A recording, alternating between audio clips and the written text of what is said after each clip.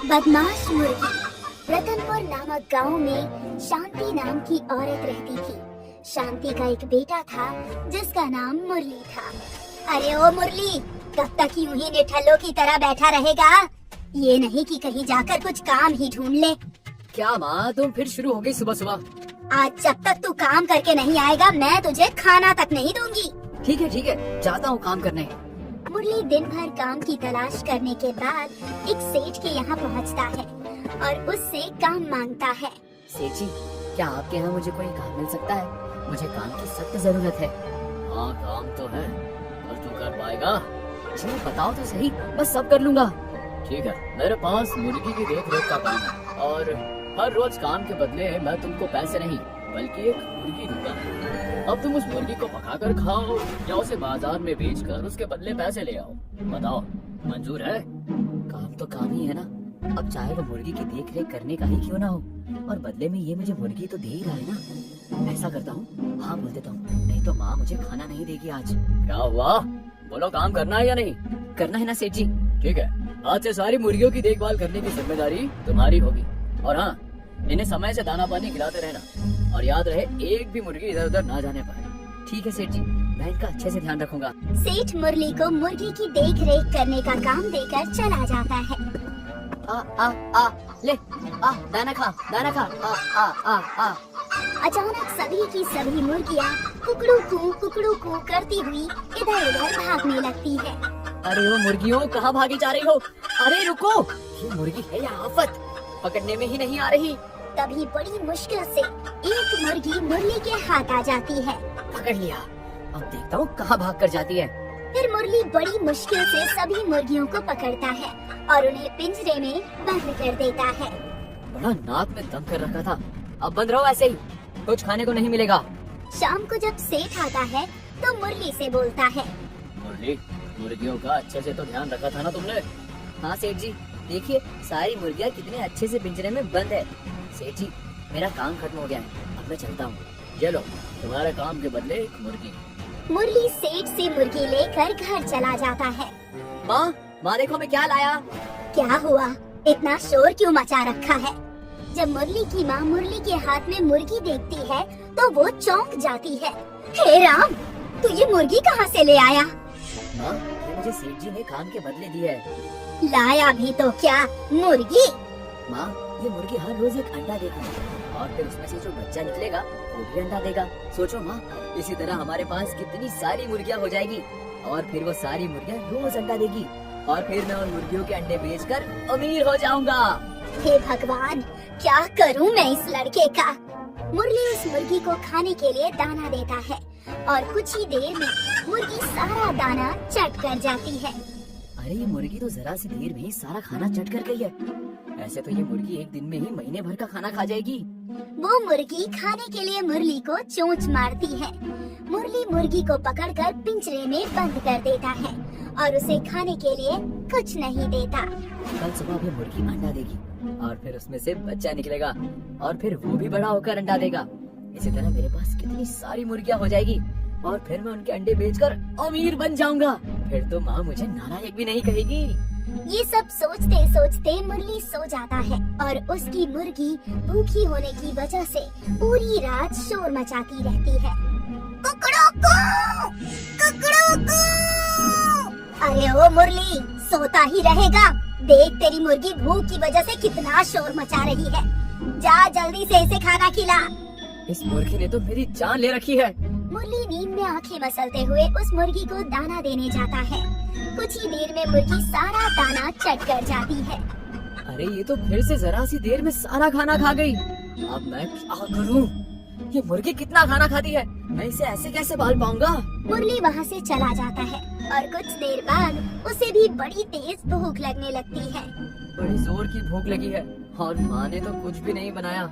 उनकी तो जिद है कि जब तक मैं कुछ कमा कर उनके हाथ में नहीं रखूंगा तो मुझे खाने को नहीं देगी। मुझसे तो अब ये भूख बर्दाश्त नहीं हो रही है।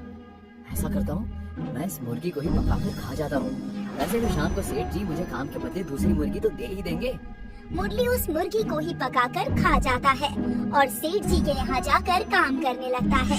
जब शाम होती है तो सेठ जी उसे फिर से एक मुर्गी देते हैं। मुरली उस मुर्गी को घर ले आता है, पर उसे खाने के लिए कुछ नहीं देता और जाकर सो जाता है। जब सुबह होती है तो मुरली देखता है कि मुर्गी ने कोई अंडा नहीं दिया। अरे, इस मुर्गी ने भी अंडा नहीं दिया। लगता है मुझे इसे भी पकाकर खाना पड़ेगा। मुरली उस मुर्गी को भी पकाकर खा जाता है। अब जाकर कहीं जान में जान आई। मुरली फिर से सेठ के पास जाकर काम करने लगता है और जब शाम होती है तो सेठ फिर से उसे एक मुर्गी देता है। ये लो, तुम्हारे काम के बदले मुर्गी। और हाँ, कल से तुम्हें काम बनाने की जरूरत नहीं है। अरे पर क्या हुआ सेठ जी? अभी तो मैंने आना शुरू किया था। मुझसे कुछ गलती हो गई है क्या? नहीं नहीं, अब मैं शहर जा रहा हूँ अपने बेटे के पास, और ये सब मुर्गी मैंने किसी को बेच दी है। मुरली उदास होकर घर आ जाता है। सेठ ने काम पर आने से मना कर दिया और अभी तक एक भी मुर्गी ने अंडा नहीं दिया। ऐसे तो माँ मुझे घर से निकाल देगी। यही सब सोचते सोचते मुरली को नींद आ जाती है और उसकी मुर्गी भूखी होने की वजह से कुकड़ू कू करके शोर मचाना शुरू कर देती है। अगली सुबह मुरली जाकर देखता है तो उस मुर्गी ने भी अंडा नहीं दिया होता। अभी तक इस मुर्गी ने एक भी अंडा नहीं दिया। अगर कल तक भी इसने अंडा नहीं दिया तो मैं इसे भी पकाकर खा जाऊंगा। अगली सुबह मुरली उठकर देखता है कि उसकी मुर्गी ने एक अंडा दिया है तो वो बहुत खुश हो जाता है। आखिर मेरी मुर्गी ने अंडा दे ही दिया। अंडा देखकर तो मुझे भूख लगने लगी। मैं अब इस अंडे का ऑमलेट बनाकर खाऊंगा। फिर मुरली अंडा लेकर उसका ऑमलेट बनाने लगता है और उस ऑमलेट की खुशबू चारों तरफ फैलने लगती है।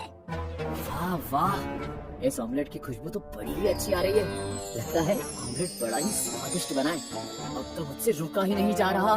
फिर जैसे ही वो अंडे का ऑमलेट खाने के लिए चूल्हे पर से उतारने ही जा रहा होता है कि तभी उसकी मुर्गी जोर जोर से कुकड़ू कू करके शोर मचाना शुरू कर देती है। इस मुर्गी को भी अभी शोर मचाना था। ऑमलेट भी चैन से नहीं खाने देती। जरा देख कर आता हूँ ये इतना शोर क्यों मचा रही है। मुरली उस मुर्गी को जाकर देखता है। क्या हुआ? इतना शोर क्यों मचा रही है? अभी सुबह ही तो तुझे खाना खिलाया था। अब मेरे पास तुझे देने के लिए और खाना नहीं है। अब चैन से मुझे ऑमलेट खाने दे। उसी समय अंतरिक्ष से एक राजा पृथ्वी पर घूमने के लिए आते हैं, जिसे ऑमलेट की खुशबू आ जाती है। ये इतनी स्वादिष्ट सुगंध कहाँ से आ रही है? हमने विभिन्न प्रकार का भोजन खाया है, पर ऐसी सुगंध तो हमें कभी भी नहीं आई। अब तो हमसे रुका नहीं जा रहा। जल्दी से जाकर पता लगाओ कि ये सुगंध कहाँ से आ रही है। महाराज, ये खुशबू इसमें से आ रही है। इसकी महक तो बड़ी अच्छी आ रही है। जब इसकी सुगंध इतनी बढ़िया है तो ये भोजन खाने में कितना स्वादिष्ट होगा। हम इसे अभी खा कर देखते हैं। राजा जैसे ही ऑमलेट खाता है तो बस खाता ही रह जाता है। वाह, क्या स्वादिष्ट भोजन है। ऐसा भोजन तो हमारे ग्रह पर हमने कभी नहीं खाया। हमें हर रोज यही भोजन चाहिए। अगर हमें ये भोजन नहीं मिला तो हम अपने ग्रह पर वापस नहीं जाएंगे। उधर जब मुरली वापस आकर देखता है तो उसका ऑमलेट गायब हो चुका होता है और वो ये देखकर परेशान हो जाता है। हे भगवान, मेरा ऑमलेट कहाँ चला गया? अभी तो मैं यही प्लेट रख कर गया था। उधर दूसरे ग्रह के राजा को वो ऑमलेट इतना स्वादिष्ट लगता है कि वो अपने सैनिक से कहते हैं, पता करो ये भोजन किस चीज से पकाया जाता है। जी महाराज। राजा के सैनिक ऑमलेट के राज का पता करने के लिए छुपकर उसके घर के बाहर खड़े हो जाते हैं, पर उन्हें कुछ पता नहीं चलता। सुबह तक वो वहीं बैठे रहते हैं और अंदर नजर रखे रहते हैं। सुबह जब मुर्गी दोबारा अंडा देती है तो मुरली उस मुर्गी के अंडे को देखकर बहुत खुश हो जाता है। दे दिया मुर्गी ने अंडा। जल्दी से जाकर मैं इसका ऑमलेट बनाकर मजे से खाऊंगा। कल ना जाने कौन चोर मेरा ऑमलेट चुरा कर खा गया। मुरली ऑमलेट खाने बैठा ही था कि तभी उसकी मुर्गी फिर से कुकड़ू कू करके शोर मचाना शुरू कर देती है। कुकड़ू कू! ये मुर्गी भी ना गलत समय पर चिल्लाना शुरू करती है। मुरली फिर से ऑमलेट वहीं छोड़कर अंदर कमरे में मुर्गी को देखने चला जाता है। क्या हुआ? तो फिर से शोर मचाने लगी। देख, मेरे पास तुझे खिलाने के लिए कुछ नहीं है। अब शोर मचाना बंद कर। ना जाने कौन चोर मेरा ऑमलेट चुरा कर खा गया। अब मुझे जाकर ऑमलेट खाने दे। तभी पीछे से सैनिक ऑमलेट लेकर अपने राजा के पास चले जाते हैं। महाराज, एक कुकड़ों को बोलने वाली अजीब सी चीज से ये सफेद रंग का बड़ा अद्भुत मोती निकलता है। उसी से ये भोजन पकाया जाता है। अच्छा, तो ये भोजन बड़े मोती से बनाया जाता है। तो फिर उस चलने वाली चीज को हम अपने साथ ही लेकर चलते हैं। ये कहकर मुरली वापस से अपना ऑमलेट खाने के लिए चला जाता है तो ऑमलेट की प्लेट गायब पाता है। अरे मेरा ऑमलेट कौन चुरा कर ले गया? मुरली दुखी होकर अंदर जाता है तो देखता है कि उसकी मुर्गी भी गायब है। अरे ऑमलेट के साथ साथ कोई मुर्गी भी ले गया। ऑमलेट चुरा कर ले गया पर कम से कम मुर्गी तो छोड़ देता। हे भगवान, अब मैं क्या करूँगा? उधर दूसरे ग्रह के राजा उस मुर्गी को अपने ग्रह पर ले जाते हैं और बड़े ध्यान से मुर्गी को देखने लगते हैं कि कब वो मोती देगी। सैनिक, इतनी देर हो गई, अभी तक इस कुकड़ू को बोलने वाली चीज ने मोती नहीं दिया। तभी वो मुर्गी अंडा देती है जिसे देखकर राजा बहुत खुश हो जाता है। ये देखो मोती। सैनिक, इस कुकड़ू को ने मोती दे दिया। अब जल्दी से इससे भोजन पका कर लाओ। महाराज, अब इससे भोजन कैसे पकाया जाता है ये तो मनुष्य को ही आता होगा। तो तुम लोग उस मनुष्य को पकड़कर हमारे ग्रह पर लेकर आओ। जी, हम अभी लेकर आते हैं महाराज। फिर राजा के सैनिक रात को आकर मुरली को उठाकर अपने उड़न खटोले में बिठाकर अपने ग्रह पर ले जाते हैं। अरे ये मैं कहाँ आ गया? ये कौन सी जगह है? मुरली अपने सामने दूसरे ग्रह के राजा को देखता है। ए मनुष्य, तुम जो इस अजीब सी चलने वाली चीज से जो सफेद मोती निकलता है उससे हमें भोजन बना कर दिखाओ।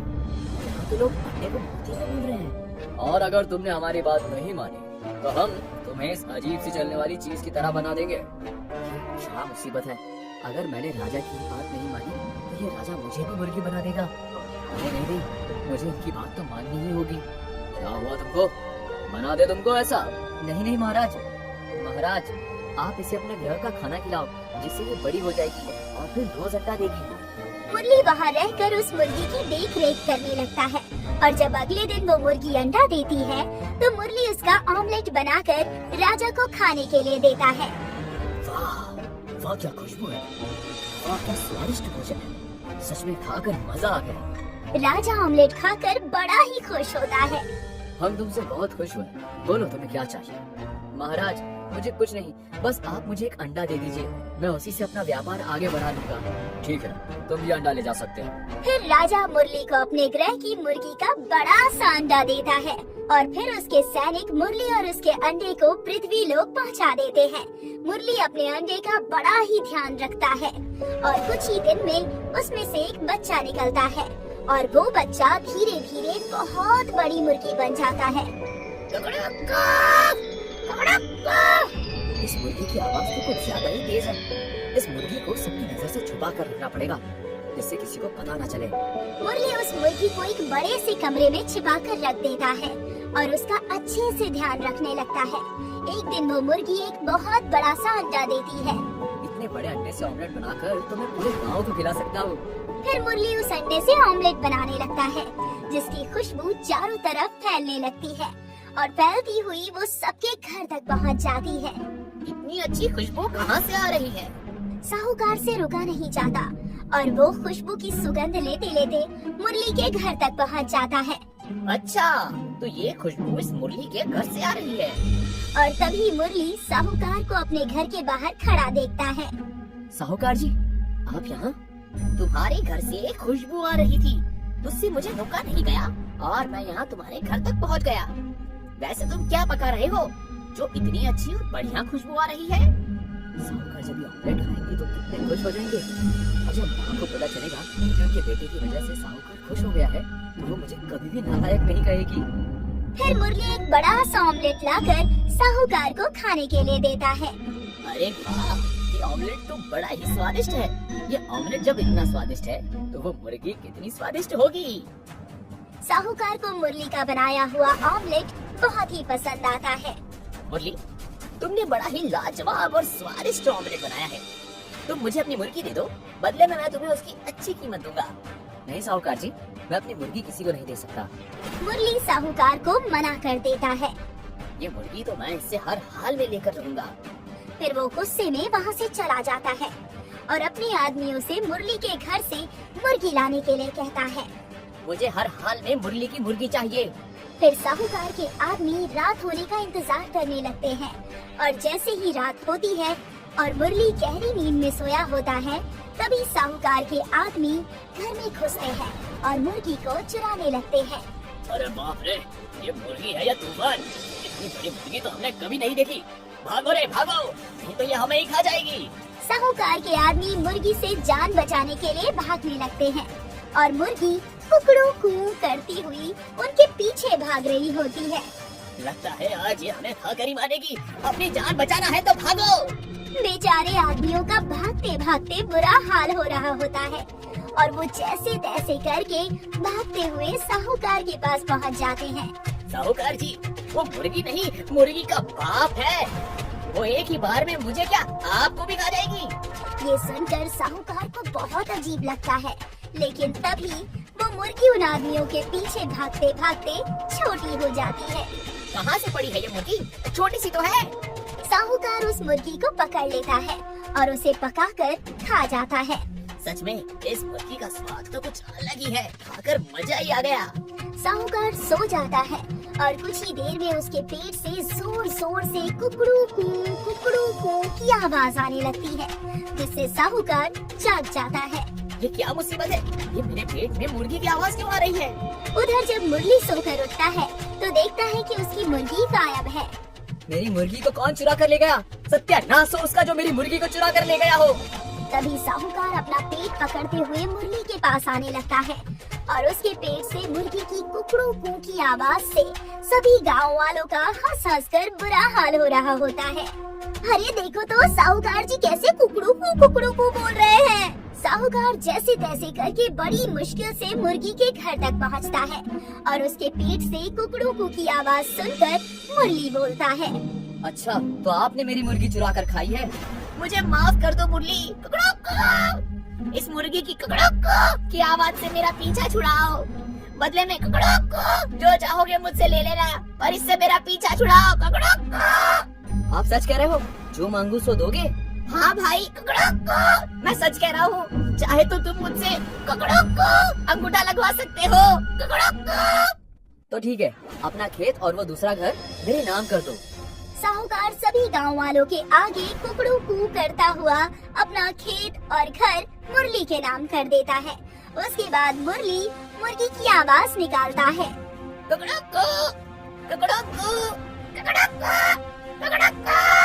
फिर वो साहूकार को बहुत सारा पानी पिलाता है, जिससे उसे एक तेज डकार के साथ उल्टी होती है और मुर्गी कुकड़ू कू करती हुई बाहर आ जाती है। धन्यवाद मुरली, जो तुमने मुझे कुकड़ू की आवाज से बचाया। और ये तुमने कैसे किया? मुझे जानवरों की बोली आती है, इसलिए मैं ऐसा कर पाया। पर अब आपको अपना वादा तो याद है ना? हाँ हाँ, अच्छे से याद है। मेरा घर और खेत अब से तुम्हारा हुआ। ये देखकर मुरली की माँ बहुत खुश हो जाती है। मैं तुझे यूं ही नालायक कहती रहती थी, पर तू तो बड़ा ही समझदार और होशियार निकला।